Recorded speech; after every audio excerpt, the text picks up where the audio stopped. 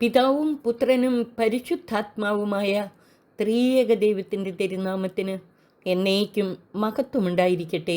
ആമേൻ. കർത്താവിനാൽ ഏറ്റവും അനുഗ്രഹിക്കപ്പെട്ട പ്രിയ സഹോദരങ്ങളെ, നവമായ സ്വർഗാരോഹണ പെന്തക്കോസ്തി അനുഭവത്തിലേക്ക് നയിക്കുന്ന ധ്യാന പരമ്പരയിലെ 5ാമത്തെ എപ്പിസോഡിലേക്ക് ഏവർക്കും സ്വാഗതം. ഇന്ന് നാം ധ്യാന വിഷയമാക്കുന്നത് ലോകത്തിൻ്റെ പ്രകാശമായ യേശുവിൽ വിശ്വസിക്കുക വഴി ലഭിക്കുന്ന അനുഗ്രഹങ്ങൾ. സകല ജനത്തെയും പ്രകാശിപ്പിക്കുന്ന യഥാർത്ഥ വെളിച്ചമായ യേശുവിൽ വിശ്വസിക്കുന്നവർ നിരവധി അനുഗ്രഹങ്ങൾക്ക് അവകാശികളാകും.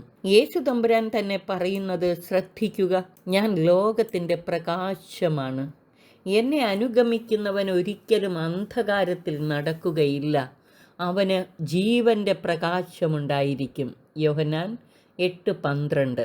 അതായത് യേശുവിൽ വിശ്വസിക്കുന്നവർ ഒരിക്കലും അന്ധകാരത്തിൽ നടക്കുകയില്ല എന്ന് മാത്രമല്ല, അവർക്ക് ജീവൻ്റെ പ്രകാശമുണ്ടായിരിക്കും. യോഹന്നാൻ 12:46 യേശു ഇതുതന്നെ പറയുന്നു, എന്നിൽ വിശ്വസിക്കുന്നവരാരും അന്ധകാരത്തിൽ വസിക്കാതിരിക്കേണ്ടതിന് ഞാൻ വെളിച്ചമായി ലോകത്തിലേക്ക് വന്നിരിക്കുന്നു. അന്ധകാരം അജ്ഞതയുടെയും പാപത്തിൻ്റെയും മരണത്തിൻ്റെയും പ്രതീകമാണ്. എന്നാൽ പ്രകാശം അറിവിൻ്റെയും ജ്ഞാനത്തിൻ്റെയും ജീവൻ്റെയും പ്രതീകമാണ്. യേശുവിൽ വിശ്വസിക്കുന്നവൻ അന്ധകാരത്തിൻ്റെയും അജ്ഞതയുടെയും പാപത്തിൻ്റെയും മരണത്തിൻ്റെയും മേഖലയിൽ നിന്ന് യേശുവിനോടൊത്ത് പ്രകാശത്തിലേക്ക്, അതായത് അറിവിൻ്റെയും ജ്ഞാനത്തിൻ്റെയും ജീവൻ്റെയും മേഖലയിലേക്ക്, അനശ്വര സൗഭാഗ്യത്തിലേക്ക് പ്രവേശിക്കും. അതുവഴി ഈ പരമ്പരയിലെ കഴിഞ്ഞ 4 എപ്പിസോഡുകളിൽ നാം മനസ്സിലാക്കിയ ഉത്ഥിതനായ കർത്താവുമായുള്ള കണ്ടുമുട്ടലിൻ്റെയും ശാശ്വതമായ സമാധാനത്തിൻ്റെയും ആനന്ദത്തിൻ്റെയും അനുഭവത്തിലേക്കും മഹത്തായ സൗഭാഗ്യങ്ങളുടെ അവകാശത്തിലേക്കും നാം വളരും. കഴിഞ്ഞ 4 എപ്പിസോഡുകളിലും പറഞ്ഞ കാര്യങ്ങൾ ഒരുമിച്ചൊന്ന് ധ്യാനിക്കാൻ പരിശ്രമിക്കുക.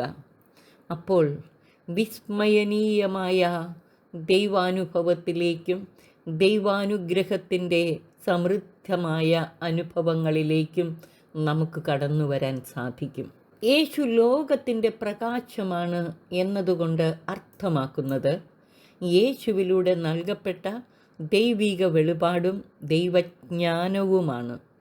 യോഹന്നാൻ ശ്ലീഹ പറയുന്നു, അവനിൽ ജീവനുണ്ടായിരുന്നു, ആ ജീവൻ മനുഷ്യരുടെ വെളിച്ചമായിരുന്നു. ആ വെളിച്ചം ഇരുളിൽ പ്രകാശിക്കുന്നു, അതിനെ കീഴടക്കാൻ ഇരുളിന് കഴിഞ്ഞില്ല. യോഹന്നാൻ എഴുതിയ സുവിശേഷം 1-ാം അധ്യായം 4-5 വാക്യങ്ങൾ. സകല ജനത്തെയും പ്രകാശിപ്പിക്കുന്ന യഥാർത്ഥ വെളിച്ചമെന്നാണ് യേശുവിനെ യോഹന്നാൻ 1:9 അവതരിപ്പിച്ചിരിക്കുന്നത്. യേശുവിലൂടെയുള്ള ദൈവിക വെളിപാട് സ്വീകരിക്കുകയും അവനിൽ വിശ്വസിക്കുകയും ചെയ്യുന്നവർക്ക് ജീവൻ്റെ പ്രകാശമുണ്ടെന്ന് മാത്രമല്ല, അവരുടെ ഹൃദയങ്ങളിൽ നിന്ന് ജീവജലത്തിൻ്റെ ഉറവകൾ ഒഴുകും എന്നാണ് യോഹന്നാൻ 7:37-39 വരെയുള്ള വാക്യങ്ങളിൽ യേശു ഉദ്ഘോഷിക്കുന്നത്. അതായത് യേശുവിൽ വിശ്വസിക്കുന്നവരുടെ ജീവിതങ്ങൾ അനേകർക്ക് ജീവജലത്തിൻ്റെ ഉറവയായ പരിശുദ്ധാത്മാവിനെ ഒഴുക്കിക്കൊടുക്കുന്ന കൃപയുടെ നീർച്ചാലുകളായി മാറും. യേശുവിൻ്റെ വാക്കുകൾ കേട്ട ഫരിസേയർ പറഞ്ഞു, നീ തന്നെ നിനക്ക് സാക്ഷ്യം നൽകുന്നു, നിന്റെ സാക്ഷ്യം സത്യമല്ല. യേശു പ്രതിവചിച്ചു, ഞാൻ തന്നെ എനിക്ക് സാക്ഷ്യം നൽകിയാലും എൻ്റെ സാക്ഷ്യം സത്യമാണ്. കാരണം ഞാൻ എവിടെ നിന്ന് വരുന്നുവെന്നും എവിടേക്ക് പോകുന്നുവെന്നും എനിക്കറിയാം. എന്നാൽ ഞാൻ എവിടെ നിന്ന് വരുന്നുവെന്നോ എവിടേക്ക് പോകുന്നുവെന്നോ നിങ്ങൾ അറിയുന്നില്ല. യേശു പിതാവിൽ നിന്ന് നേരിട്ട് വന്ന വെളിപാടിൻ്റെ വെളിച്ചമാണ്. ദൈവത്തെ ആരും ഒരിക്കലും കണ്ടിട്ടില്ല. പിതാവുമായി ഗാഢബന്ധം പുലർത്തുന്ന ദൈവം തന്നെയായ ഏകജാതനാണ് അവിടത്തെ വെളിപ്പെടുത്തിയത്. യോഹന്നാൻ 1:18. യേശു പറഞ്ഞു, നിങ്ങളുടെ വിധി മാനുഷികമാണ്, ഞാൻ ആരെയും വിധിക്കുന്നില്ല. ഞാൻ വിധിക്കുന്നെങ്കിൽ തന്നെ എൻ്റെ വിധി സത്യമാണ്. കാരണം ഞാൻ തനിച്ചല്ല, എന്നെ അയച്ച പിതാവും എന്നോട് കൂടെയുണ്ട്. 2 പേരുടെ സാക്ഷ്യം സത്യമാണെന്ന് നിങ്ങളുടെ നിയമത്തിൽ തന്നെ എഴുതിയിട്ടുണ്ടല്ലോ. എന്നെക്കുറിച്ച് ഞാൻ തന്നെ സാക്ഷ്യം നൽകുന്നു, എന്നെ അയച്ച പിതാവും എന്നെക്കുറിച്ച് സാക്ഷ്യം നൽകുന്നു. യഥാർത്ഥത്തിൽ യേശുവിന് 2 അല്ല 7 സാക്ഷ്യങ്ങളുണ്ട്.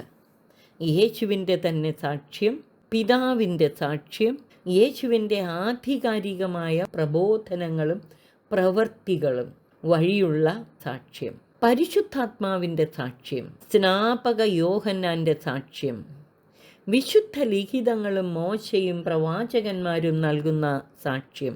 എന്നെ അയച്ച പിതാവെന്ന് യേശു ആവർത്തിച്ചു പറഞ്ഞപ്പോൾ അവർ ചോദിച്ചു, നിന്റെ പിതാവ് എവിടെയാണ്? യേശു പറഞ്ഞു, നിങ്ങൾ എന്നെ ആകട്ടെ എൻ്റെ പിതാവിനെ ആകട്ടെ അറിയുന്നില്ല. എന്നെ അറിഞ്ഞിരുന്നുവെങ്കിൽ എൻ്റെ പിതാവിനെയും അറിയുമായിരുന്നു. യേശുവിനെയും യേശുവിനെ അയച്ച പിതാവിനെയും അറിയുക എന്നതാണ് നിത്യജീവൻ. യേശുവിലൂടെയുള്ള ദൈവിക വെളിപാടിൻ്റെ വെളിച്ചം സ്വീകരിച്ച് വിശ്വാസത്തിലേക്ക് കടന്നു വരുന്നവർക്ക് അവരുടെ ക്രിസ്താനുഭവം മറച്ചുവയ്ക്കാനാവില്ല. ലൂക്ക 11:33 മുതൽ 36 വരെയുള്ള വാക്യങ്ങളിൽ പറയുന്നത് പോലെ, വിളക്ക് കൊളുത്തി ആരും നിലവറയിലോ പറയുടെ കീഴിലോ വയ്ക്കാറില്ല. മറിച്ച് അകത്തു പ്രവേശിക്കുന്നവർക്ക് വെളിച്ചം കാണാൻ പീഠത്തിന്മേലാണ് വയ്ക്കുന്നത്. അതായത് യേശുവിലൂടെയുള്ള ദൈവിക വെളിപാട് സ്വീകരിച്ച് മറച്ചു വയ്ക്കാൻ പാടില്ല. അത് പങ്കുവയ്ക്കാനും അതുവഴി അനേകർക്ക് ജീവൻ്റെ വെളിച്ചം പകരാനുമുള്ളതാണ്. യേശുവിനെയും യേശുവിലൂടെ നൽകപ്പെട്ട ദൈവിക വെളിപാടും അവിടുത്തെ ദിവ്യ പ്രബോധനങ്ങളും സ്വീകരിച്ച് അത് നിരന്തരം ധ്യാനിച്ചുൾക്കൊണ്ട് ശരിയായ കാഴ്ചപ്പാടുകൾ രൂപപ്പെടുത്തി ദൈവിക ജീവനിൽ പങ്കാളികളാകണം നാം.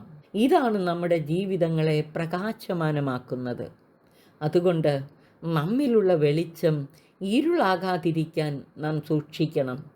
ഇരുളടഞ്ഞ ഒരു ഭാഗവുമില്ലാതെ ശരീരം മുഴുവനും പ്രകാശം നിറഞ്ഞതാണെങ്കിൽ വിളക്ക് അതിൻ്റെ രശ്മികൾ കൊണ്ട് വെളിച്ചം തരുന്നത് പോലെ ശരീരം മുഴുവനും പ്രകാശമാനമായിരിക്കും.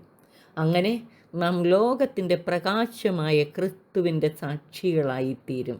ഉയർപ്പിൻ്റെ ഈ കാലയളവിൽ ഉത്ഥാനത്തിൻ്റെ ആനന്ദവും സമാധാനവും അനുഭവിക്കാനും ഉത്ഥിതനായ കർത്താവുമായുള്ള കണ്ടുമുട്ടലിൻ്റെ ആനന്ദം അനുഭവിക്കുവാനും ഉയർപ്പിൻ്റെ പ്രേക്ഷിതമാനം മനസ്സിലാക്കി ക്രിസ്തുവിൻ്റെ സാക്ഷികളായി ജീവിക്കുവാനും നമുക്ക് പരിശ്രമിക്കാം. ഈ വചനചിന്തകൾ നിരന്തരം ധ്യാനിച്ച് കഴിഞ്ഞ എപ്പിസോഡുകളിൽ പറഞ്ഞ പ്രധാന കാര്യങ്ങളോട് ചേർത്ത് ഹൃദയത്തിൽ സംഗ്രഹിച്ച് നിരന്തരം ധ്യാനിച്ച് സർവശക്തൻ്റെ നിരവധിയായ അനുഗ്രഹങ്ങൾക്കും അവിടുത്തെ വിസ്മയനീയമായ പ്രവൃത്തികൾ നമ്മുടെ ജീവിതത്തിൽ നിറവേറുന്നതിനും ഇടയാകട്ടെ.